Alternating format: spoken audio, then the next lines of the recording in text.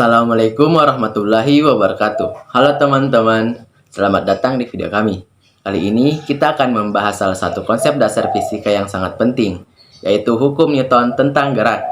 Sebelum membahas lebih jauh, izinkan kami memperkenalkan diri terlebih dahulu. Perkenalkan, nama saya Derli Ferdiansyah dengan NIM 1054441011325. Perkenalkan, nama saya Juliana dengan NIM 1054441100725.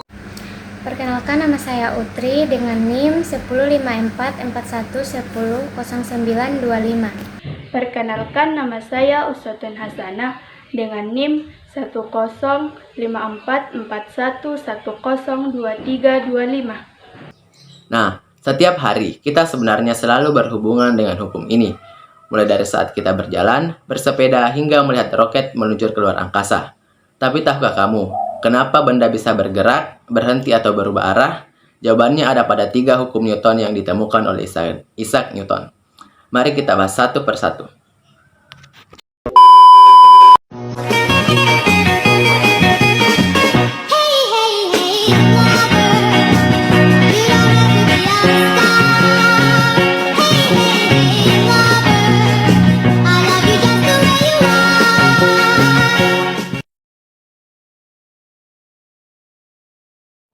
Pengertian fisika dan kaitannya dengan fenomena alam. Menurut Herbert Bruxas, fisika adalah ilmu yang mempelajari fenomena alam, seperti materi, energi, ruang, dan waktu. Selain itu, fisika juga mempelajari hukum-hukum dasar yang mengatur alam semesta. Dengan kata lain, fisika membantu kita memahami bagaimana alam bekerja, mulai dari hal paling kecil hingga kejadian besar di alam semesta. Fisika sangat berkaitan dengan fenomena di sekitar kita, misalnya gerak planet dan bintang, cahaya, suara dan energi, cuaca, iklim dan gempa bumi, hingga letusan gunung berapi. Jadi, fisika bukan hanya teori, tapi juga nyata dalam kehidupan sehari-hari. Selanjutnya, kita masuk ke hukum Newton yang pertama, atau hukum kelembaman. Bunyinya adalah, setiap benda akan tetap dalam keadaan diam atau bergerak lurus beraturan, kecuali ada gaya luar yang mengubah keadaan tersebut. Secara sederhana, artinya sebuah benda tidak akan berubah keadaan kalau tidak ada gaya yang mempengaruhinya. Jadi, kalau benda diam, ia akan tetap diam. Dan kalau sudah bergerak, ia akan terus bergerak sampai ada sesuatu yang menghentikannya. Contohnya, mobil yang diam tidak akan bergerak dengan sendirinya jika tidak didorong atau dinyalakan mesinnya. Konsep kelembaman adalah kecenderungan benda untuk mempertahankan keadaan geraknya, baik saat diam maupun saat bergerak. Selanjutnya, kita masuk ke hukum Newton 2 atau hukum percepatan. Hukum Newton 2 atau hukum percepatan menjelaskan bahwa percepatan sebuah benda berbanding lurus dengan gaya total yang bekerja padanya dan berbanding terbalik dengan masanya. Di situ terdapat rumus, yaitu F sama dengan M kali A atau gaya sama dengan massa kali percepatan. Dapat diketahui bahwa gaya yang bekerja pada benda dapat menyebabkan perubahan momentum, dan momentum merupakan hasil kali antara massa benda dan kecepatan. Semakin besar gaya yang diberikan, maka akan semakin besar juga perubahan momentumnya.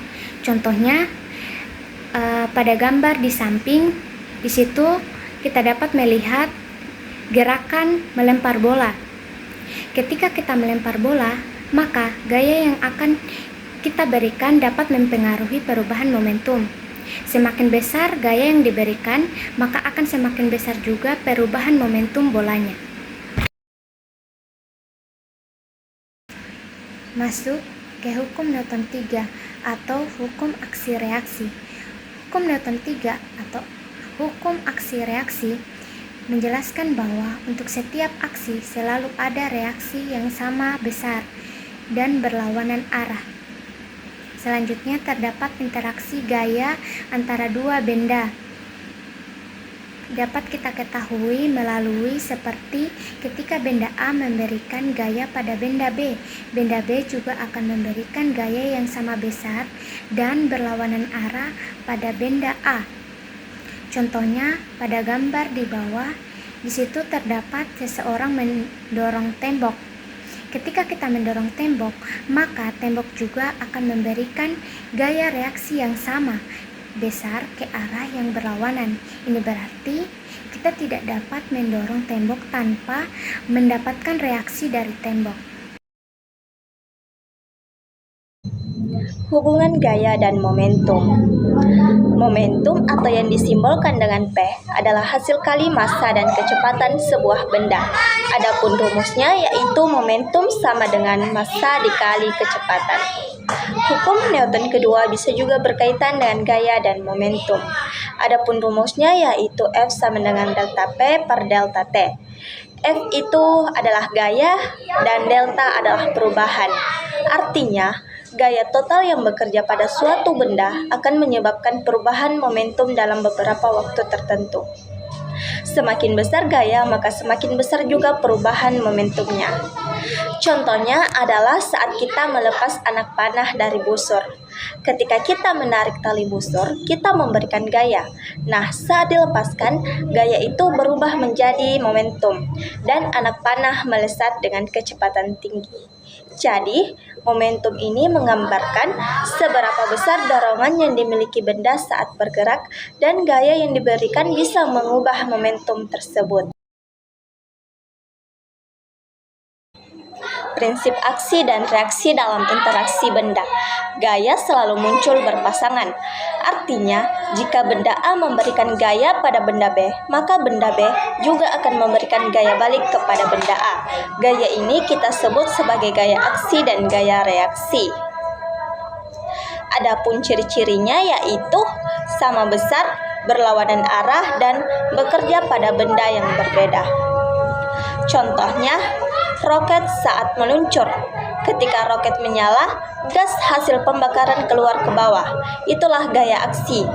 Nah, sebagai reaksi, roket terdorong ke atas. Gaya reaksi inilah yang membuat roket meluncur ke langit. Jadi, prinsip aksi dan reaksi menjelaskan bahwa tidak ada gaya yang bekerja sendirian. Setiap interaksi fisik selalu melibatkan dua gaya yang saling berlawanan arah dan bekerja pada dua benda yang berbeda. Jadi, dari ketiga hukum Newton ini, kita bisa memahami bahwa semua gerak di alam semesta mengikuti aturan yang sama, baik benda kecil seperti bola maupun benda besar seperti planet. Semoga video ini dapat membantu teman-teman dalam memahami dasar-dasar gerak dengan lebih mudah. Terima kasih sudah menonton, dan jangan lupa untuk terus belajar dan bertanya hal-hal baru tentang dunia di sekitar kita. Wassalamualaikum warahmatullahi wabarakatuh.